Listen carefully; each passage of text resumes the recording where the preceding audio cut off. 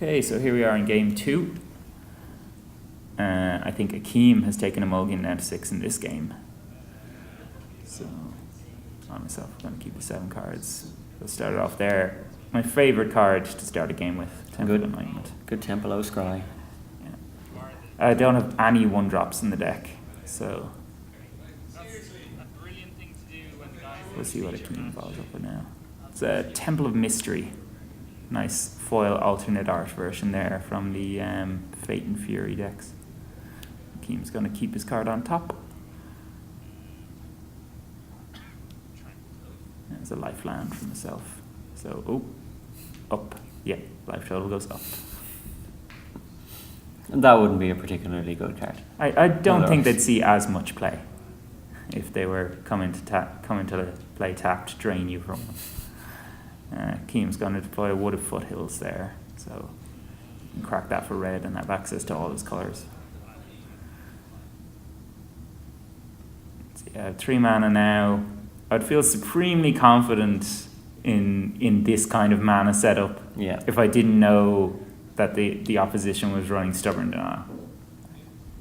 It's a hell of a card to try and play against.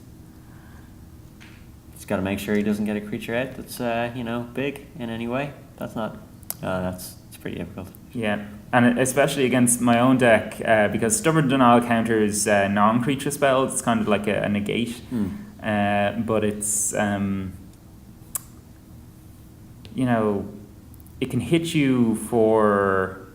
can hit you when you're vulnerable if you've tapped out, and also turn into a hard counter if they've got Ferocious. And also against my deck that has 3 creature spells total, it's good against almost everything. So see, Keem's deployed a Sylvan Caryatid to the battlefield.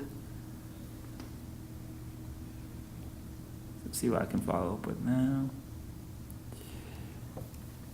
Last Breath, really a dead card for me in this game. I wonder if I bothered siding them out or if I realised it soon enough that he plays, like, aside from the morph creatures, there's no real targets for it. Because obviously he wants to pack his deck with as many ferocious creatures as he can, and they're not going to be targets for something with power 2 or less. Mana Confluence from Akeem. So, speaking of, there's a mana creature. So, like, he's played it and left 1 mana up, which... Well, 2 with the 7.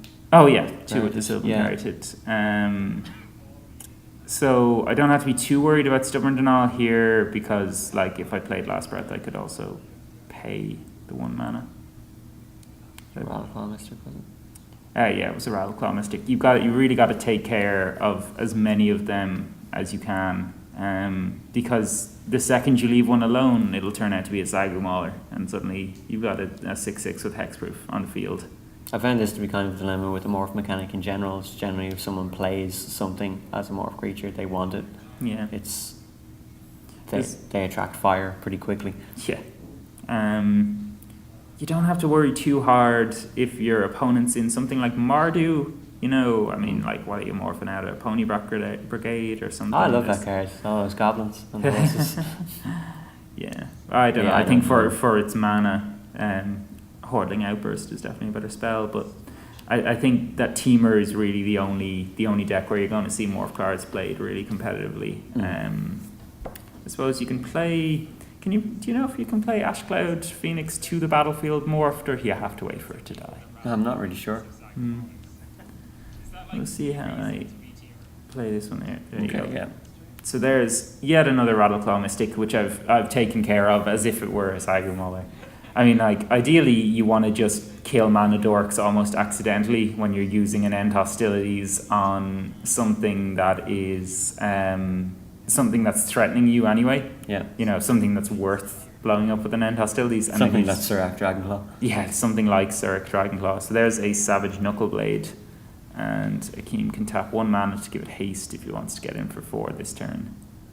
That is a great card. The value. Yeah, it's got a lot of modes. So yeah, you see, it only costs 3 to play, but Akeem's tapped 4 mana there because he wants to give it haste. And he's got 2 mana open, so he can pump it as well. I'm just going to dissolve it. Yeah. So once it's down and they get their mana back, I mean, it's very hard to deal with it then, because it just goes back to their hand. Yeah, exactly. Poor man's Aetherling. And Lifeland here. Life total's 23. None of us have really managed to stick a threat so far. So I'm going to make the first attempt at that of the game with an Elspeth. I have found that it's one thing that the three coloured cards are great at is giving them something that's just really an inherent characteristic of one of their colours. Yeah. Haste, bounce, pump. It's really nice flavour as well as it being a great card. Yeah, it's true. Yeah, so we see Genesis Hydra hits the battlefield. I'm tapped out, so I can't counter it anyway. Even if I could, the ability of the Genesis Hydra would resolve in any case. You can see there a couple of cards like Pelucranos and Courser Krufix, Boon Satyr. So there's a lot of stuff here that Akeem can choose to deploy. I think he's going for the Prophet of Krufix. That's what he's got at the front of his hand there. Yeah. Well, I mean, flash creatures, untap your lands every turn. Yeah, if you're playing counters in addition to monsters, being able to untap your lands in every upkeep, it's pretty handy. Yeah, you can field massive threats and then feel very safe about anyone's answers to them afterwards. But you see, when I played the Elspeth last turn, I was really sort of probing his hand for a Stubborn Denial, because there's I tapped out to play it, and so there's no way that he wouldn't have used a Stubborn Denial on it. And is your play here going to be to do Elspeth's minus, or? It's possible. Maybe if I can also deal with the Prophet of Krufix. I mean, a lot depends on what I have in hand. There's a lot of moving parts on the board right now. So we'll see how it works out. I mean, obviously I don't want the 5/5 Genesis Hydra to stick around, although it doesn't have trample, so it's not super threatening. Yeah, she does bring an army with her. I have a Faded Retribution in hand, which I obviously wouldn't want to play right now because it would destroy my own Elspeth. So that's a little bit too much to give up. Take it that's a side card. Yeah. It's the one I run 4 End Hostilities main board, so I feel like I can use an extra. Also, if you're playing against any deck that has walkers in the name. Yeah. So yeah, I will use Elspeth's minus ability there just to snipe the Genesis Hydra. Attack for 3. Keem's going to block 1 with each, and in response, tap 3 mana, Devouring Light on the Prophet. And here we see the Prophet's second mode in play, in that all your creatures have flash. Yeah. So in response to my Devouring Light, Akeem's going to flash in another Genesis Hydra. This was a play I saw during our matches as well. So I'm going to use a Disdainful Stroke, and as I mentioned earlier, I can counter the Hydra, so I don't have to deal with another 5/5, but Akeem still gets the ability, and I think I can see like another Prophet of Krufix there. Yeah. But actually, Akeem's not going to pick the Prophet of Krufix, he'll go with the Savage Knuckleblade instead. So we'll see how this works out now. Cut of the deck. It's a Keranos God of Storms. That's what it is. Which is actually a pretty good choice. My deck's very bad at dealing with Keranos. It's indestructible. It doing like 3 damage a turn makes my Elspeths like super unlikely to get to ultimate. And it gives you card advantage as well. Keranos, very, very good card, especially against my deck. There's like almost no way to deal with the main board. Like, it's just got Banishing Light, and Banishing Lights can be broken.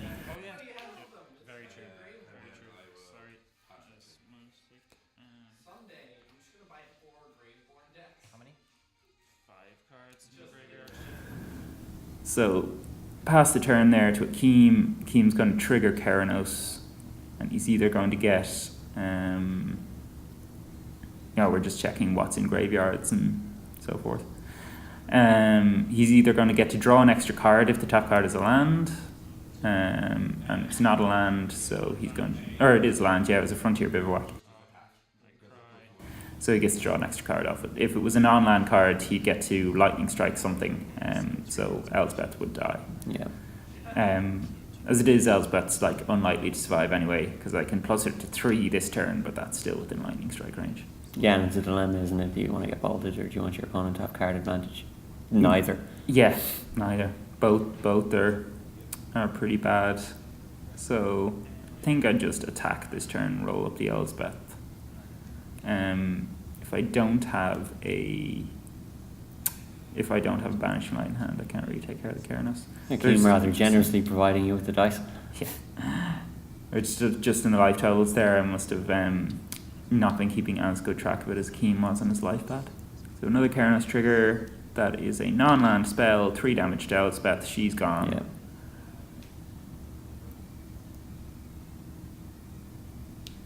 Follow plays another Genesis Hydra, looks like. So I'm going to dig through time in response. Oh, and Akeem is going to counter that. But actually Akeem doesn't have Ferocious at the moment. So what I'm going to do is just tap 1 mana, I believe. Because remember, I'm doing this in response to the Genesis Hydra, so it's not actually on the battlefield yet. So pay 1 mana. Yeah. And dig through time resolve. So we'll see if I can find like a dissolve or something to get rid of the Genesis Hydra.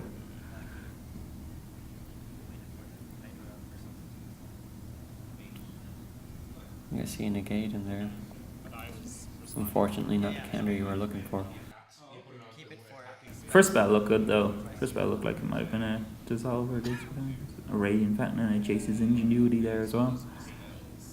We'll see what I want to take. Fortunately, I have only 4 mana up, so I wouldn't be able to. Definitely taking the Ingenuity. Yeah, Ingenuity is just a great card. Any thoughts on what that second card was? Maybe a counter spell. I guess we'll see here. If I dissolve the Genesis Hydra, then it was obviously a dissolve that I took. I might have also gone for a board wipe, maybe. Is it Disdainful Stroke? Yeah, that works. So we'll counter the Hydra. The Hydra's ability resolves. At this point, I'm just praying that there's not like another 5 CMC thing down there, but of course there is. There's Savage Knuckleblade, Prophet of Krufix, lots of stuff. So yeah, he'll go with the Savage Knuckleblade. He is tapped out though, so he can't give it haste. So that's a small mercy.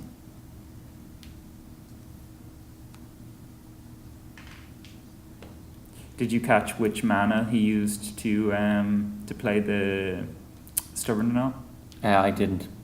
If it was his Frontier Bivouac or something, he's probably regretting. Not having that open. Yeah, because Frontier Bivouac could equally tap for red and give the Knuckleblade haste. Knuckleblade doesn't have trample though, so would have just chumped it, but we'll see. That's still one less soldier to deal with. Yeah, it's one less soldier. Like, he's on 14 life, which isn't like, it's not loads. I'm on 23, so Keranos isn't going to kill me anytime soon. Like you said earlier about taking your lumps when you're under control. Yeah, but we're moving sort of the mid to late game at this stage. Yeah. So I mean, I really want to be answering the stuff that he has now. But And that pump ability that we mentioned as well, that Knuckleblade, if it manages to get through, it's going to be very dangerous. That is true. I'm going to attack in here. You obviously have an answer then. Yeah, to might just be one would assume. might just be a board wipe to reduce him to having like nothing but a Keranos. So he blocks 1 with the Knuckleblade, but he takes 5 damage. That's him down to 9. 9. Let's see what the follow-up hit here is. I mean, yeah, it's a pass. Like, he's only attacking with 1 thing this turn. So could we be looking at the Fated Retribution here? And the idea would be to get him to overplay his hand? Possibly, yeah. Also, like, I have so much mana up, like, a Devouring Light would also... Yeah. It'd just eat the Knuckleblade, which is his only attacker. So he just picked up yet another Prophet of Krufix there. I might just take the 4 equally, like, if it's a race... The pump is the dangerous thing, though. Yeah, the pump is the dangerous thing for sure. But to be honest, considering the things I've seen Akeem play, if all he's doing is giving a creature +2/+2 with his mana, that is not scary. I suppose. So Akeem's worked out the clock there, and he's decided to just go with... Oh, here's a Jace's Ingenuity in response. He's decided to just go with 4 damage there at that turn. He needed almost all of his mana to play the Prophet of Crucifix. You see he's only left with 2 open there. Which is not enough to bounce the Knuckle Blade. Yeah, that's true. Would have been enough to pump it, but he might have been keeping it open for other reasons. But yeah, I'm just going to refill my hand with cards there, and there's a good chance that I can get the board under some sort of control now. We'll see. If I can take the Keranos out this turn, that'd be super. So yeah, play a Flood Strand. Keane's playing with no cards in hand, which is, it's always good to just be able to deal with what's in front of you. Like, either way, whether I go for a board wipe or not, like, he can, which I might do here, I might take the fact that I have no Elspeth as, like, my opening to use the Faded Retribution. Yeah, I mean, those 4 soldiers, really. Yeah, I mean, I wouldn't even bother attacking with them because so many of them would be 3 out of the 4 of them at least would just get blocked. Yeah. So I'd be pushing through maybe 1 damage if I attack with them first. We'll see what happens now anyway, but I would probably go with the Faded Retribution here. He can bounce the Knuckle Blade, but he loses the Caryatid and the Prophet, and the Prophet is something I'm pretty worried about. See him, pays the man. Mounts the Knuckle Blade back to his hand. And this is on your turn, yeah? Yeah. So you scry 2 I scry 2. This mad wish for someone to ultimate their Nissa and then just play Faded Retribution. Just like say goodbye to all your land. It's handy to be able to take out Planeswalkers at the same time as the tokens they create. Yeah, the instant element of the board of that card doesn't really seem to... Doesn't come into play too much. I mean, it's not a card that I side in too often. Was this really a case of you just wanted more board wipe, not Faded Retribution as opposed to end hostilities? Yeah, exactly. Like I think he does play a Sarkhan Dragon Speaker at some point during this match, but it's not, like, I didn't see it earlier on, so I wouldn't have thought, I'll hit his Planeswalker with this as well. But this turn it's just going to be Savage Knuckle Blade, 1 red to give it haste, and bash me for 4. So. And if anyone hasn't been paying attention to who's been playing, it's you, and that's why you know the moves ahead of time. Okay. Your one answer. Yes. The one answer in my deck to Keranos. He is banished. Mind you, my opponent's playing green, which is the colour of Enchantment Destruction. So. Has Akeem been playing Enchantment Destruction, though? Not that I've seen. I think possible siding. Temur Charm might have a Enchantment Destruction mode. Not sure. I'd have to double check that, but no. It's a very green effect, but... Yeah, well, I mean, there's enough in Standard anyway that it could be. Let's just say I wouldn't, if I Banishing Light a Keranos, I don't, wipe my brow and say, thank God, that's done for good now. That particular one anyway. I more think, right, I've put a stop to it. Now let's try to win the game before he can break open this Banishing Light. So, +1 on Elspeth brings out some soldiers. Now I can block the Knuckle Blade. Also, something to build some progress on as well. It's a very long time you're in survival mode, so now you have plays. Exactly. We'll see whether I attack into Akeem or not as well. I mean, there's something to be said for just building up an absolute wall of soldiers until you ultimate Elspeth and then just Alpha Strike in the air for lethal. Like, you're probably not changing the clock. Although Akeem's actually only on 9, so maybe I would be changing the clock. Second Savage Knuckle Blade hit the battlefield. He attacks with both of them. I give up 2 of my soldiers. Wood of Foothills in the second main phase, and it's over to me.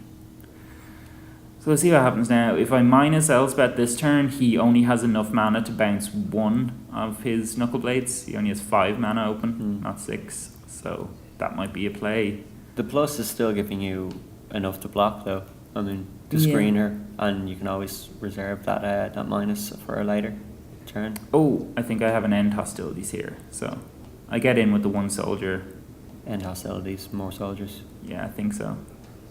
Because that also preserves, like, my Elspeth is still ticking up in that case, which is good. Like, an Elspeth ultimate is how most control players win their games. So. She's been a staple now for over a year. Oh yeah, absolutely.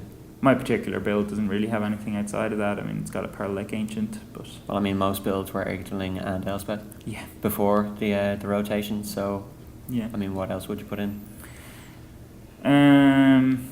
I've seen some interesting blue-black builds in Control recently, but Oh man, Stormtide Leviathan. That's what you want. the unsung, Totally playable. the unsung hero of M15. Okay. So we'll see what happens now. Akeem, in response to the end hostilities, bounced a single knuckle blade back to his hand. So he still has one.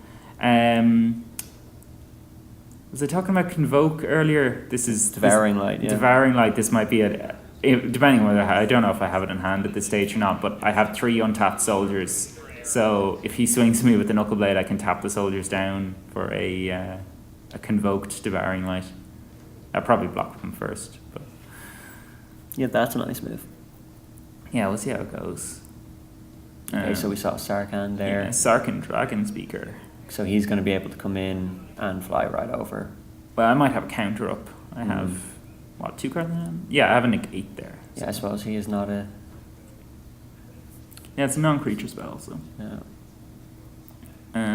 Akeem with 2 cards in hand, but no Ferocious, so even if he plays Stubborn Denial, You'll be able to pay the I mana can just cost. tap 1. And of course I would know that it's not a Stubborn Denial, it's the other Savage Knuckleblade, is the other card. Yeah. So yeah, Sarkhan Dragon Speaker. And there's gets the negate. Yeah. And I suppose he still has the mana to play the Knuckleblade and give it haste if he wants to, but I think at That's this one point... chump, really, isn't it? Yeah, I think at this point Akeem's got to realise that he's in a pretty tricky situation. Like Elspeth's going to 7 next turn. Yeah. So I give up a soldier there. Akeem's back to having no cards in hand. I'd imagine a lot was riding on that Sarkhan from... Yeah. The Sarkhan would have, Stop the clock. Well, turn back the clock anyway. yeah, I mean, it would have been a 2-turn clock on Elspeth. That's still... I mean, it wouldn't have done much for him, though. Yeah, it's tricky, but if you can take out a control... well, anyway, my variety of control, if you can take out my Elspeths, it's... pretty tricky. You just saw there, he's down to 3, he was on 5, though. So, I mean... Like you're saying, you need to be able to screen those soldiers yourself as well as take out the Elspeth. Yeah, that's true. Even not counting the ultimate, just the fact that Elspeth produces so many soldiers is just going to mean that I'm swinging in for lethal in all likelihood next turn.